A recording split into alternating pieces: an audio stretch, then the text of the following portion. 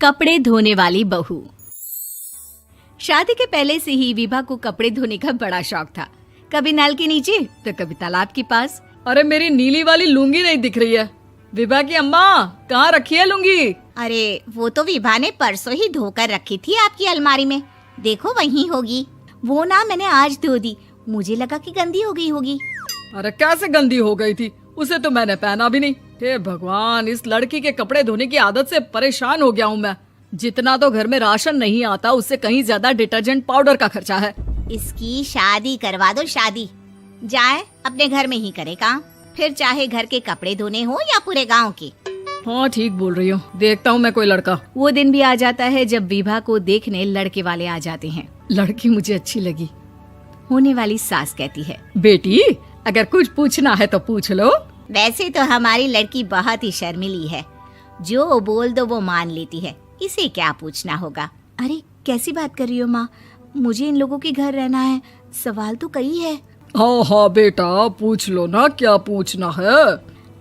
आप लोगों के घर कपड़े कौन धोता है? सास का मुंह बन जाता है। देखो, अगर तुम ये कहना चाहती हो कि तुम्हें कपड़े धोने नहीं आते तो सुन लो, कपड़े मैं ही धोती हूँ, लेकिन तुम्हारे आ जाने के बाद मैं रुमाल तक नहीं धोऊंगी।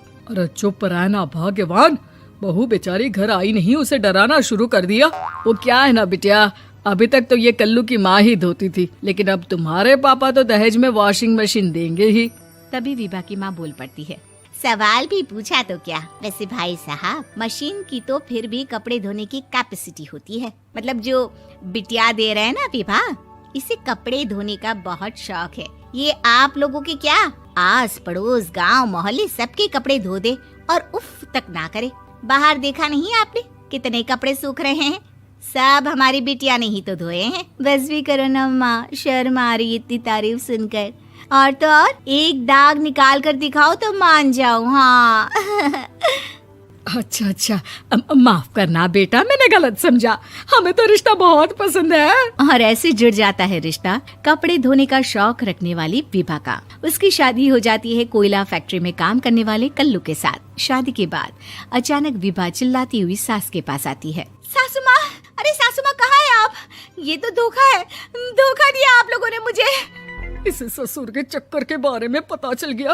अरे तो उसमें तुझे क्यों धोखा मिला है? अरे नल में पानी नहीं आता, कपड़े कैसे कब धुलेंगे?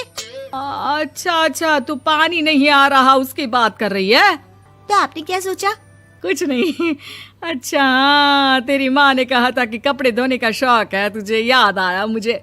शौक शौक बोलकर कपड़े धोने वाले मेरे जुनून को कम ना आके सासू माँ, कपड़ा धोना मेरा गुरूर है।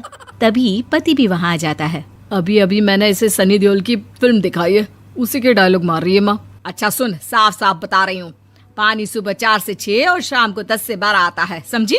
विभा टाइमिंग सुनकर हैरान हो जाती है। ये क्या भूतों का मोहल्ला है?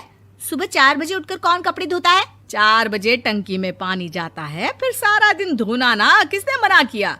अरे कैसी बात कर रही हैं? 200 लीटर की टंकी में कितने कपड़े धो लूंगी मैं, सुबह ही उठ जाऊंगी मैं। अब क्या था, विभा सुबह 4 से लेकर रात के 12 बजे तक कपड़े ही धोती रहती।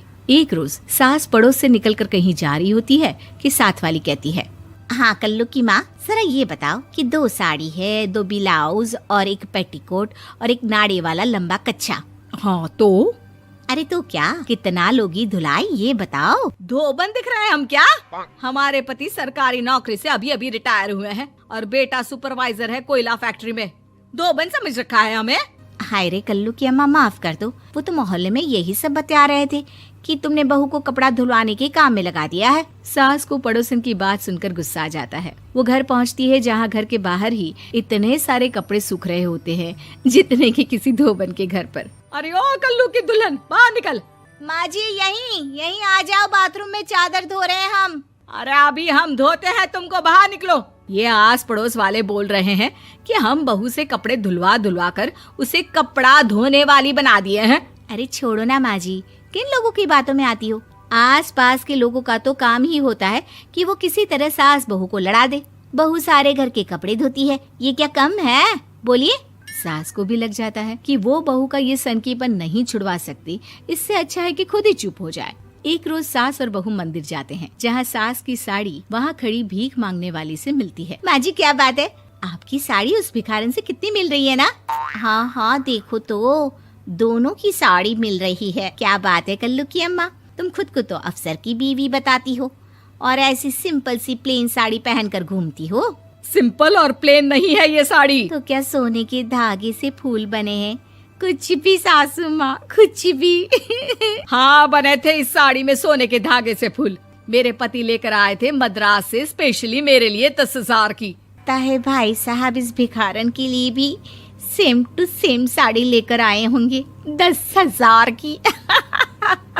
सास उस वक्त तो कुछ नहीं कहती, लेकिन बहू के साथ घर आती है और अलमारी से एल्बम निकाल कर लाती है। ये साड़ी देख रही है, ये वही साड़ी है जिसे मैंने अभी पहना था।